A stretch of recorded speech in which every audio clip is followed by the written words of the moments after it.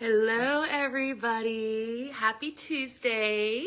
It's Tarot Reviews Day, and I'm back with a beautiful, beautiful deck and a fantastic eye look to go with it. Lovely, lovely match here today because we have a beautiful, sparkly, ethereal, dreamy deck full of flow that celebrates everything about the element of water. This is the Ocean Dreams deck, a mystic oracle by Danielle Noel. So, Danielle Noel is an artist. She's a spiritual artist. She does psychic art, and her compositions are lovely. They're very powerful. They take me to another place. Like, these compositions are just their portals, and they're wonderful. So I think that she's very talented. She works in a digital medium like a lot of deck artists do, but she also conceived and authored the deck herself as well. And so here's the thing about Danielle Noel is that, like, this girl is all about luxury, okay? So I have been waiting on these freaking Mary Magdalene Ultra cards that she's putting out. I put them on pre-order in August, and they were supposed to come out late fall. I'm still waiting on them. I am not mad because it's quality. Everything about her decks, and this is why they're kind of hella expensive, is very quality. Beautiful, sturdy boxes that open easily and don't get destroyed, and because they're so nice and sturdy. A book that is just as beautiful and gorgeously illustrated. Look at that. Gorgeously illustrated as anything else. There's just something about her vibe that gives like full light. Even though there's like definitely cards that are shadow cards in her decks, there's this like lovely, ethereal, beautiful, priestessy quality. I love on this box how like she's invested in the foil, right? I mean, putting gold foil on something, making it sparkly. That's how I like it. But it's never too much. It's always like just enough, right? To give you this sense of light. And yes, it's reflectivity in a very literal sense. And if if anybody ever watches these from my art history circle, which I highly freaking doubt, but like if anybody does, like I know that Vasari was like, "Rah, it's more of a challenge to paint light." Like, she does that too. So, but like these beautiful colored edges, like, I don't know, like whoever her printer is, like she invests and she puts money into her projects to make sure that we're getting very, very lovely, nice quality. So I consider this one of my luxury decks. She is a luxury deck author, artist. But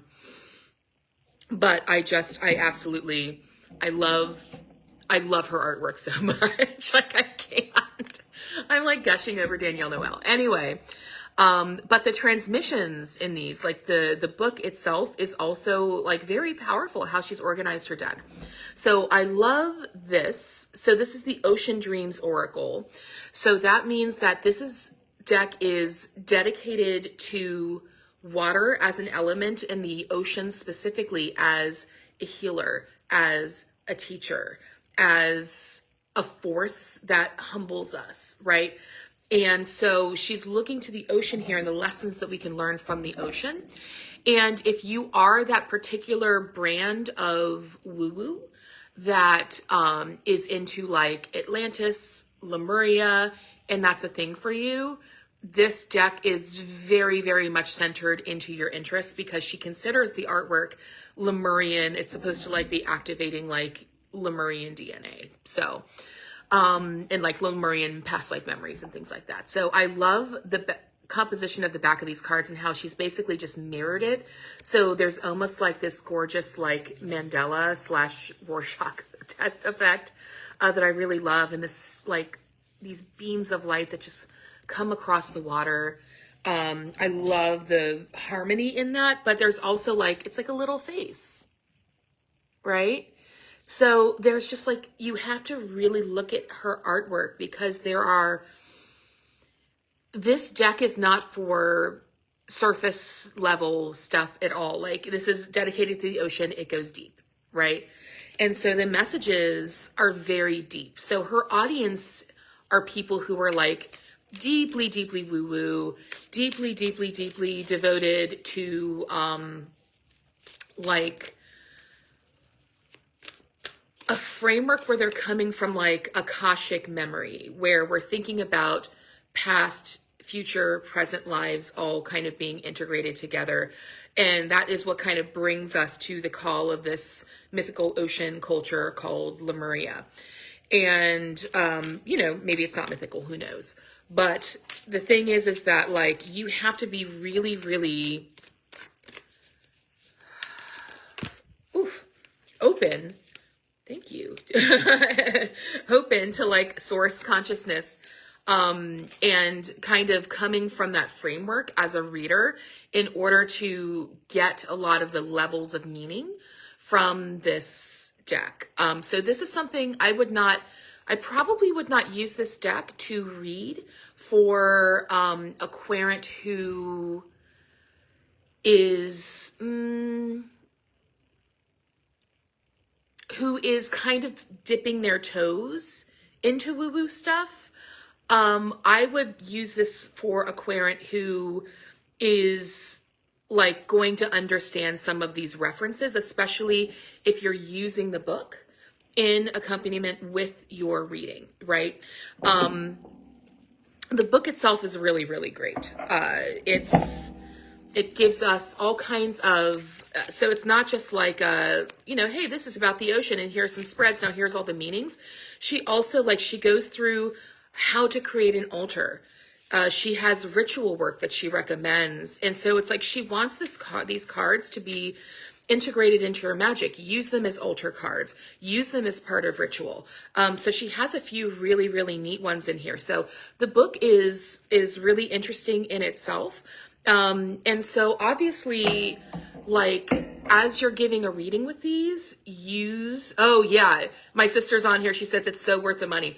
It is very true. Like I was explaining already, Rebecca, that she is a luxury deck. Oh, this is the same card that was on the back that I featured as well. Oh, was it? No. Oh, on the back of the book that I featured. Oh my God, how cool. Yeah, so this is like a collector's deck for sure, but really useful, really beautiful. I actually used this myself in a reading last night where I was doing a mediumship reading and I was bringing through a person who has recently passed. And I think that's kind of why I decided to go with this deck today actually as well.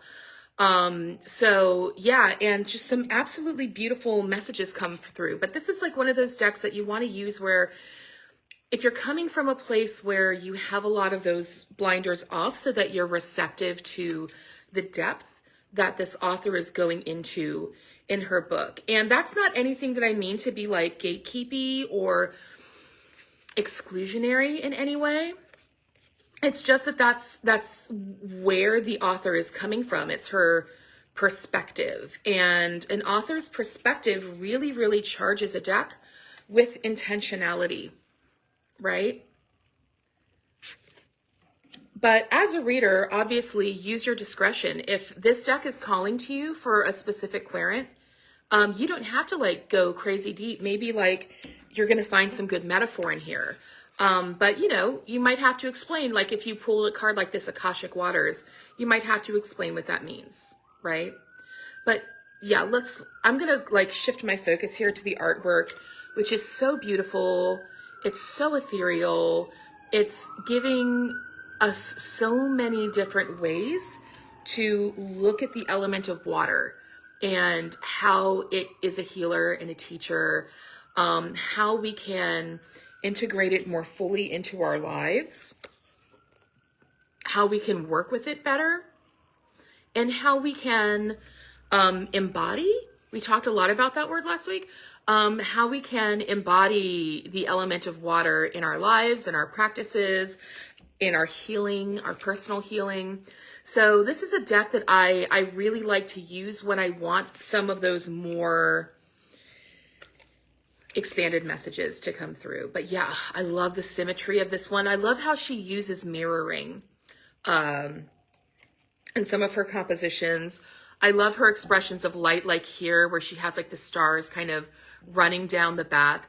I love the way that she's expressing the relationship between light and reflectivity and water's ability to reflect things back to us, right? It's just very super powerful. But a lot of this, it's bringing, so like, even like I said, even if you're getting a shadow message, like the Abyss was a card that we just saw. I think there's a Storm card in here. There's like initiatory cards. It's like she's acknowledging, yeah, there's a lot of dark moments that we go through, but how can we perceive these through the lens of light, right? And so if you're ready to go there, like right here, Shadow Waters, right? So it's like she's honoring that. She's honoring the darkness of life, that it's not just, I have some decks that are just like, they're so light and love that they lack depth, but I don't feel like this is one of these. Like it's deep as hell, but, it's coming from this perspective of how can we heal? How can we infuse light into the situation? How can we use water to restore flow to a situation? So yeah, like big woo-woo priestess goddess energy coming through. Really deep, rich, profound messages that come through. So like you can definitely pick through a lot of BS with this deck. Like it's going to go right to the heart of things, but it's going to go right to like a very expanded spiritual heart of things. So I'm feeling like let's give her a shuffle and let's see what she comes up with. I don't want to see the pictures. Okay. Let's give her a shuffle and let's see what our collective message is for today. And I do want to mention, since, she's on the call, it was my sister Rebecca that introduced me to this deck. She had it and I was like, let my jaw hit the floor. Let my jaw hit the floor.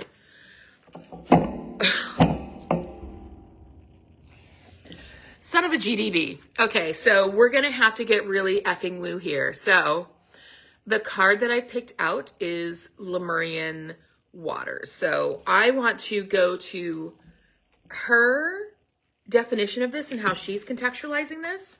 And then I will give you my collective reading from the week. So let's do a little bibliomancy here. Ooh, let's just get as weird as possible and start talking about Lemuria. Lemurian Waters, soul gift, embodied alchemy. Again, this message of embodiment, abundance. I am a conductor of many frequencies. I am reactivating new wisdom that quietly dwells within me. Again, this marries so well with last week's message. At a cellular level, the inner waters that flow deep within the chambers and veins of the earth are still encoded with the ancient language of Lemuria. Like crystals that contain the many whispers of time, some believe that our bodies also hold information in a similar way.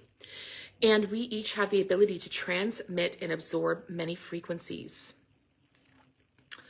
All water is in a continuous cycle of transformation and has been rebirthing its essence since time immemorial. As living beings, we are distilled with this life-giving magic. The sacred codex that was once found in ancient Lemurian waters can be activated still through your own visualization or subtle or deeper remembrance. This card indicates a time of significant spiritual growth and inner healing. It is a powerful omen that crosses many sands of time and wisdom teachings that have been long lost. You are being given a glimpse of an ancient world that also exists within you, a place where a language of love is shared with all, to remind you that you are part of a sacred beauty that is imbued in every atom, particle, and deeper structure of creation. So the transmission question for this is, what seeds of Lemurian wisdom bloom within me now? So what this card, the reason why I think this card is coming up is because we have been given, I guess because I'm going with my top shelf decks, which are all super woo. We're being given some deeper messages here about embodiment. Oh no, last week's message was nourish. I'm thinking about the week before. We're being given messages about looking within, finding those resonances within us. Last week's messages was about nourishment and about finding stillness, being the still point in the chaos. It's difficult to do that if you're distracted by the chaos. And it's hard. It's hard not to be, right? Like, who isn't right now? But this is saying, from the ocean, let us take from it that sort of cooling capacity and its healing capacity to find those still waters within us that will remind us of who we are really, and to hold on to that. There is basically power that is lying dormant within a lot of people. And it lies dormant when there is a lack of hope. It lies dormant when there is a lack of nourishment. It lies dormant when there is darkness in their field and they are being overcome by it.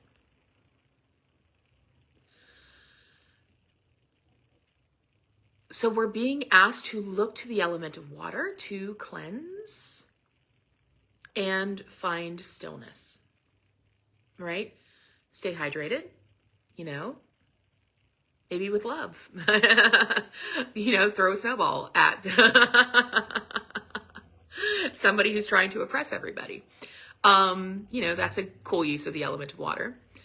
But the message that I think that's being given here now is one of not being so distracted by the chaos, because then you're playing into the hands of the people who are trying to keep you distracted from embodying your, all that wisdom that's in our bones and in our blood that we can feel when we want to believe in mythical places like Lemuria, or perhaps a real place like Lemuria that might be erased and its values of peace and love and frequency are being erased.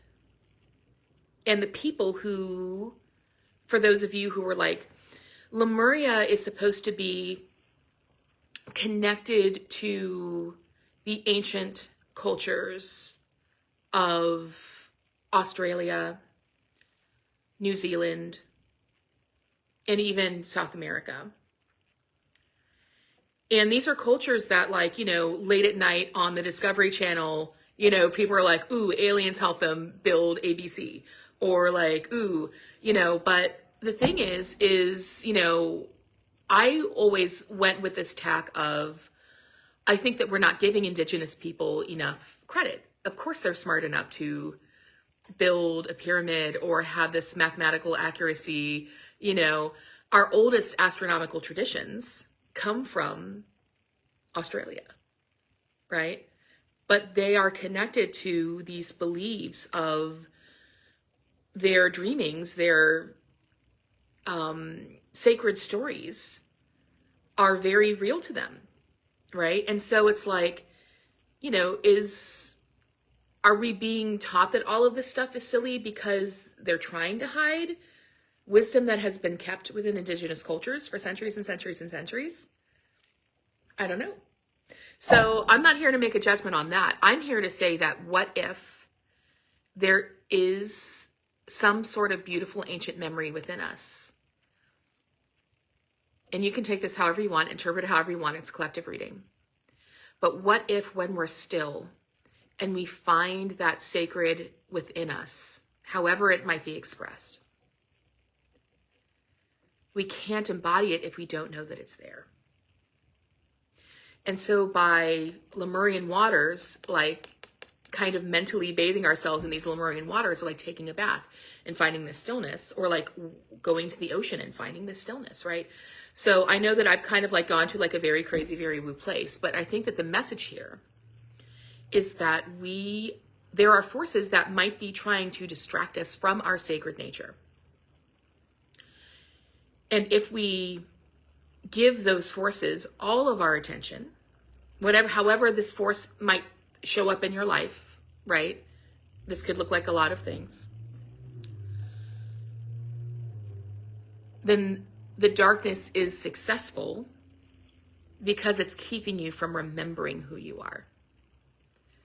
So in order to upend that, we nourish ourselves, we care for ourselves, we bathe in these Lemurian waters, these waters of memory, these waters of consciousness, these waters of frequency, those waters of light. And we remember our light. We remember that we are sacred. And we're able to navigate the same darkness with a much stronger sense of sovereignty. Maybe. I don't know. But that's the message that came through today. It's interesting that as I was opening my circle to do this today, I was saying, I said the words, you know, help protect me from my own propensity to want to judge messages that come out, especially when they get weird. And so it's like exactly the kind of thing that's like, oh God, am I going to talk about Lemuria in front of people? Guess what? I did it. Yay. I talked about Lemuria in front of people. The information comes in silence, which would be a great reason to keep us busy. Exactly. Yeah. That my commenter is correct. Rebecca, you are absolutely correct. That, I think, is the message today, is to find that silence and that stillness. You know, we all come from water, right? The first few months, as we're growing from a cell into a human baby that's ready to be birthed in this earth, we are suspended in amniotic fluid, you know? And I'm from Miami. I grew up near the ocean. And so this idea of silence and floating does feel kind of home-like to me. But that's where, when we close our eyes and we try to shut things out and we find ourselves back in that beautiful void where that's just the ultimate creative potential. If we are full of fear, if we haven't done our healing, we're scared to be in that space, right? And so the message here today is do whatever you can to find that space, to access that space, because it's in that space that we are able to navigate those dark times that come into our life, right? Perhaps I overcomplicated it. I don't know. But that's the message. And it has been given with all of my best and deepest love. So Ocean Dreams deck by Danielle Noel. I'm very excited for her Mary Magdalene altar cards whenever I happen to get them. But she's put up some teasers and they look absolutely gorgeous. So she's expensive, but she's worth the money. It's a buy. All right, everybody, thank you so much. All of my richest and deepest and profoundest love to you. Thank you, thank you, thank you, especially if you hung to the end of this video. Rebecca, my sister, I love you much. Have a wonderful, wonderful, wonderful week. I will see everybody next Tuesday. Mwah.